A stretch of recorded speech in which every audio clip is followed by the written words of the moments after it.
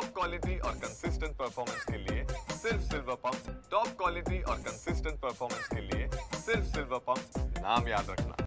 महाराष्ट्रातील बहुतांश शेतकऱ्यांचं सोयाबीन विक्री झालेलं आहे आणि आता सोयाबीनचे दर वाढायला लागलेले आहे। म्हणजे असं म्हणायला हरकत नाही की शेतकऱ्यांचा माल संपला आणि बाजारात सोयाबीनची दरवाढ सुरू झालेली आहे।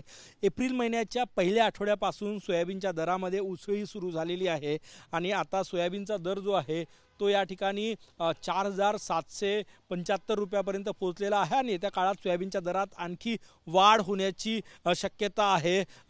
हे दृश्य आपण बघू शकतो नागपूरच्या कळमना मार्केटचं।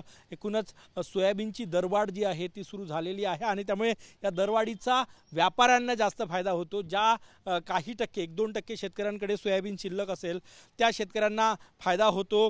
एप्रिल महिन्याच्या आधी म्हणजे मार्चमध्ये सोयाबीनचा दर 3800-3900 रुपये क्विंटल होता, 4000 रुपयेपर्यंत क्विंटल होता, परंतु त्यानंतर जवळपास 700 ते पावणे 800 रुपये दरवाढ सुरू झालेली आहे आणि ही दरवाढ जी आहे ती पुढच्या काही दिवसात आणखी दर वाढण्याची शक्यता जी आहे ती वर्तवली जाते। आपण बघू शकतो काही शेतकऱ्यांनी सोयाबीन आणलेलं आहे तर काही व्यापाऱ्यांचं सोयाबीन मार्केटला आलेलं आहे आणि आता सोयाबीनचे दर जे आहे ते 4775च्या वर गेलेले आहे आणि त्या काळात दरवाढ होण्याची शक्यता आहे। ज्यांच्याकडे सोयाबीन शिल्लक आहे शेतकऱ्यांकडे त्यांना फायदा होतोय, परंतु बहुतांश या दरवाढीचा फायदा व्यापारी आणि दलालांना होतोय। कॅमेरामॅन सचिन सयामसह गजानन उमाटे, TV9 मराठी, नागपूर।